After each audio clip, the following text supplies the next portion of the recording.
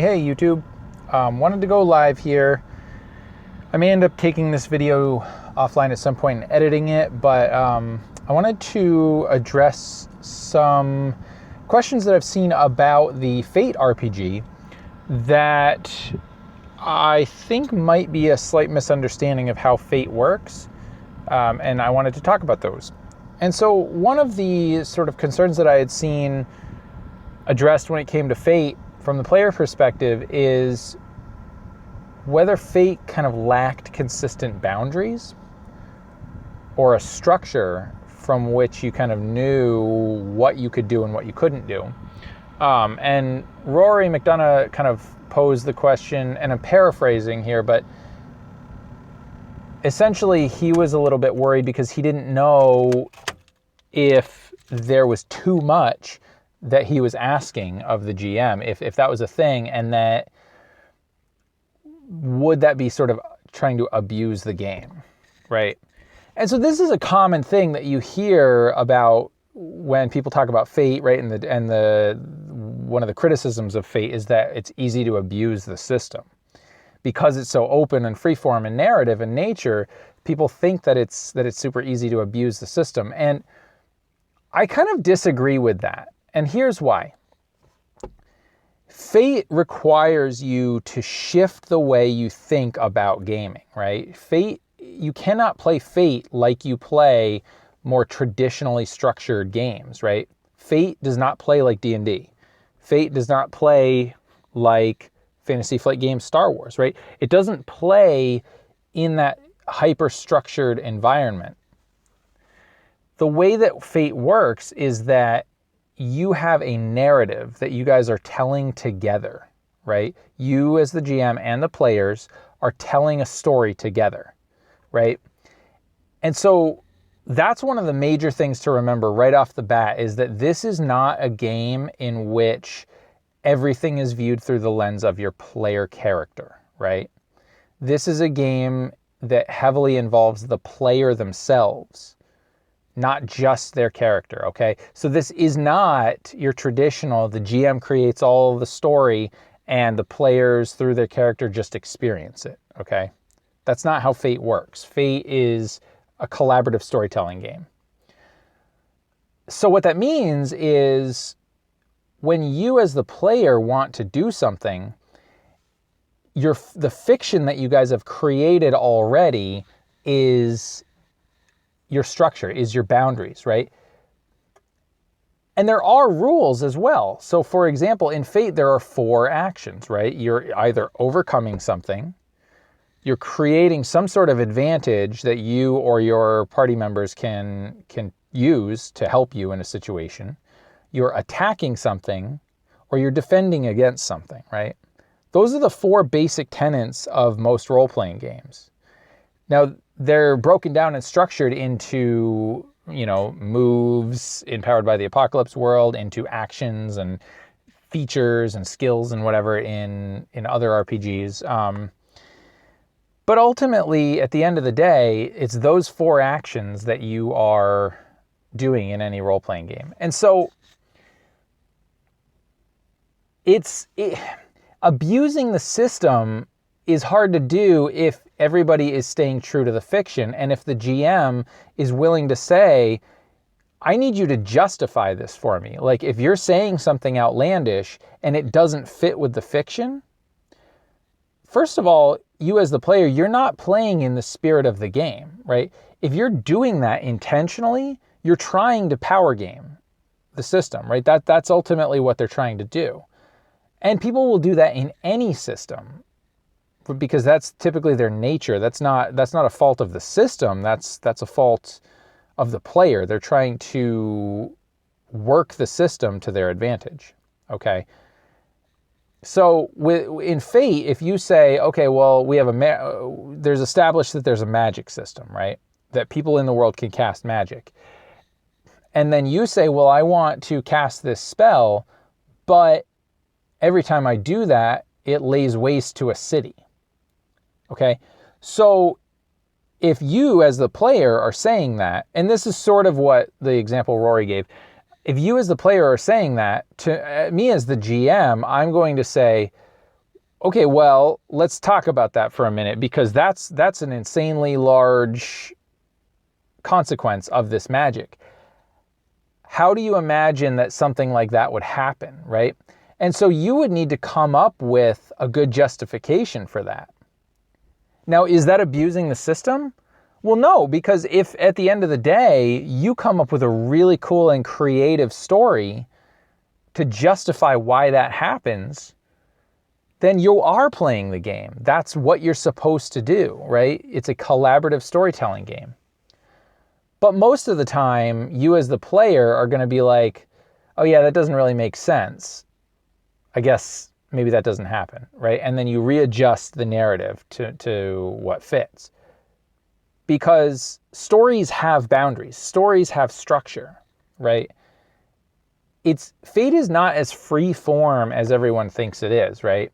I mean, I think that there's this conception out there that fate is just like a bunch of people effectively sitting around a campfire and just free form telling stories with no structure at all. And the thing is that that's not it. Like, I suppose you could play Fate like that, but then again, you could play any game like that, right?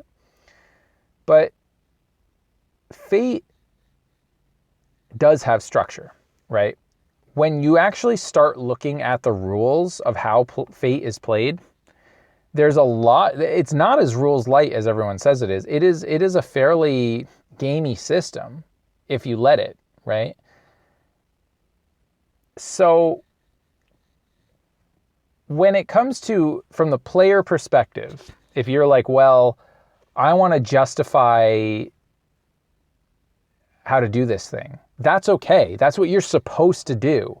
As a player, you are supposed to justify in the fiction how you can do something. Okay? Because, again, it's that collective storytelling.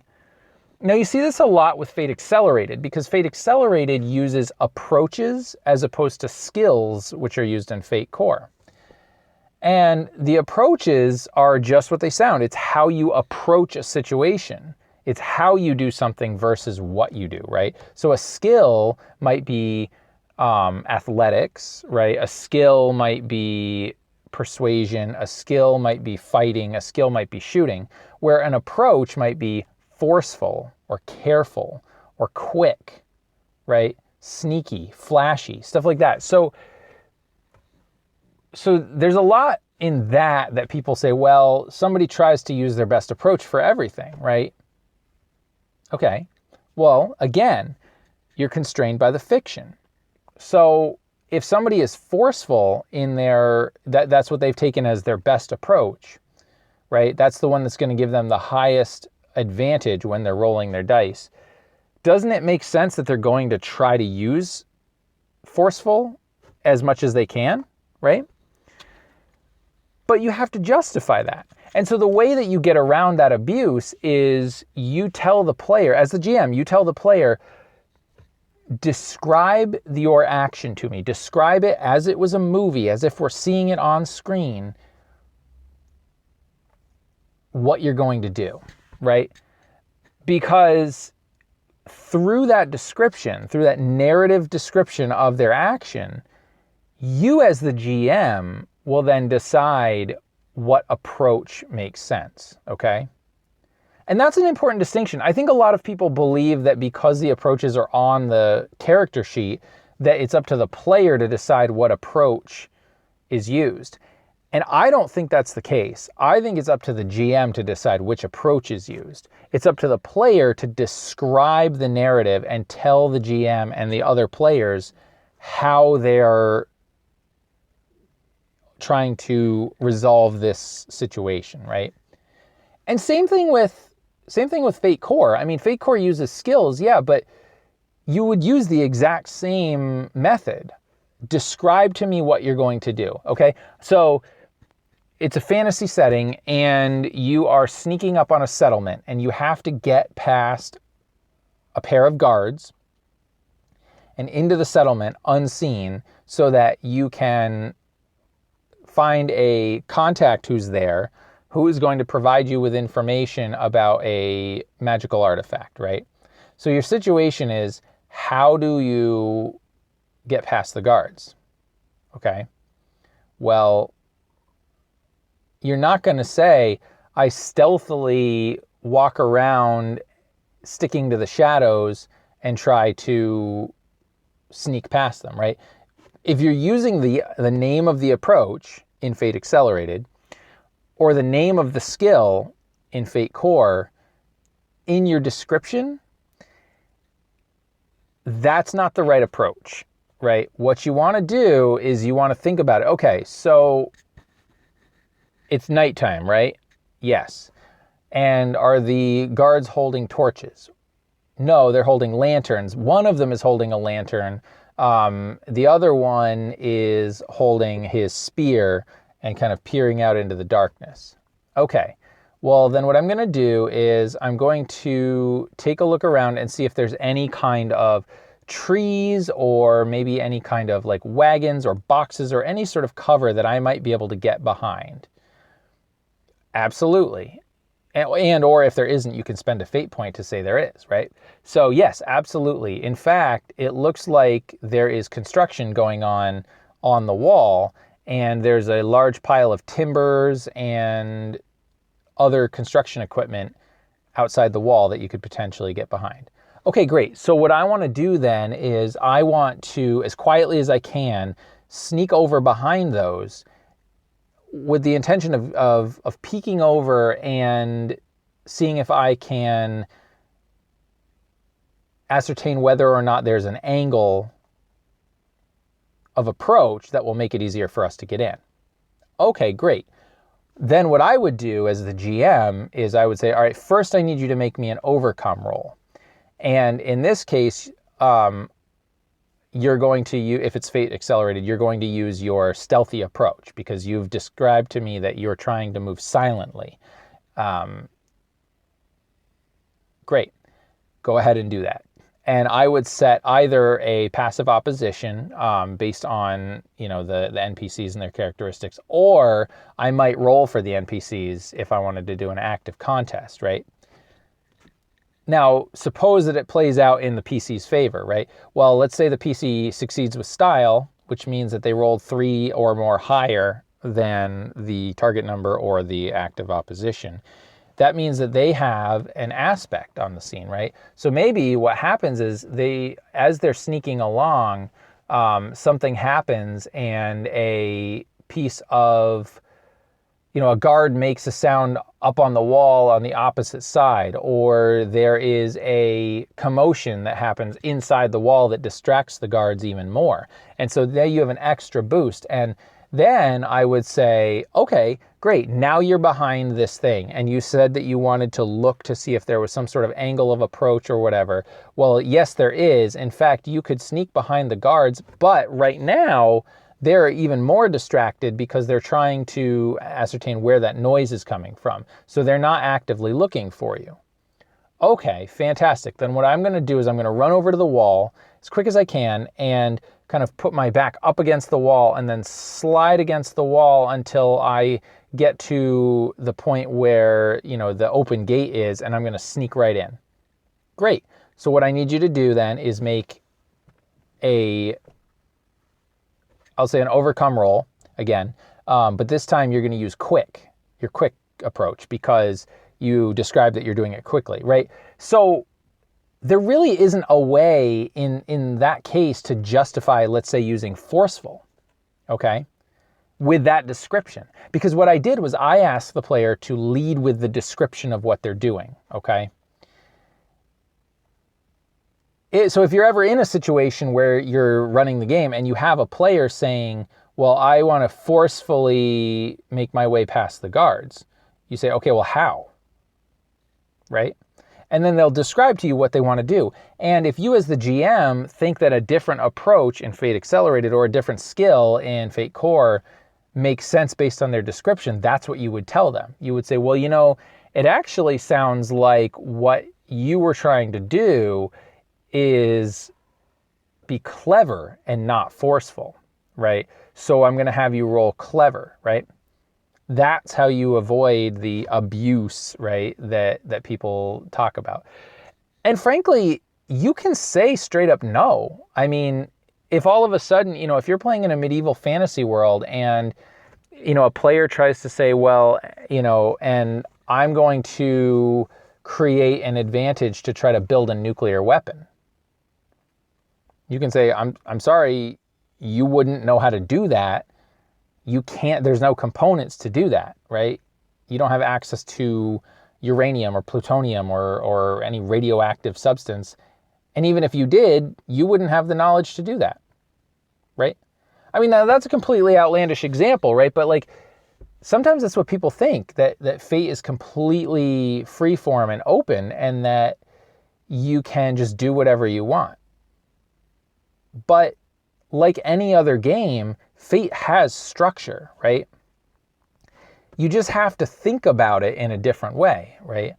I mean, typically with a game like Dungeons and Dragons, it's very structured. You frequently are taking actions based on what your character abilities are on your character sheet, right?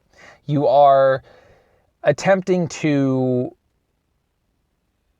resolve the combat based on your special abilities, your feats, etc. With Fate Core and Fate Accelerated, you can do that, but typically the way that I as a GM would want the players to run it is don't look down at your character sheet right away. Give me that narrative description first. What do you want to do? Then, once you've described that, then you take a look at your aspects, then you take a look at your stunts and see if any of those apply, okay?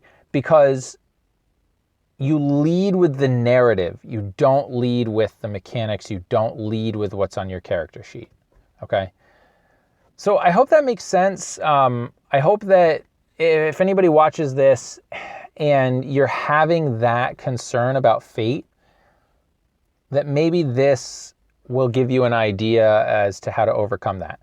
The other thing I would say is if you've ever been in a game of Fate, either running it or playing it, and you've witnessed a specific instance in which you believe somebody was abusing the rules, go ahead and let me know what the details of that were. I would be very curious. If it's a recorded game on YouTube, shoot me the link. And if you can, give me a timestamp or an approximate description of when this happened. Because 9 times out of 10, when it comes to abusing the rules in Fate, it's because the GM doesn't understand the rules or doesn't understand the structural boundaries that are in place, right?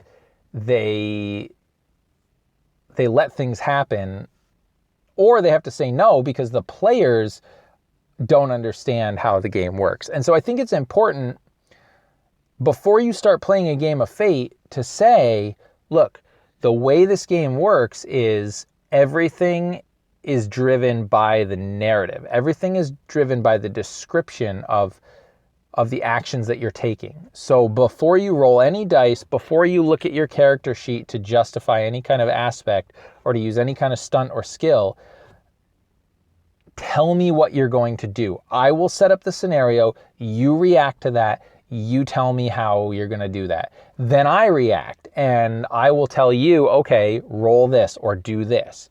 And it's at that point that you can decide to invoke aspects. It's at that point that you can decide to add a scene aspect. It's at that point that you, as the player, get to decide which abilities would make sense along with the GM.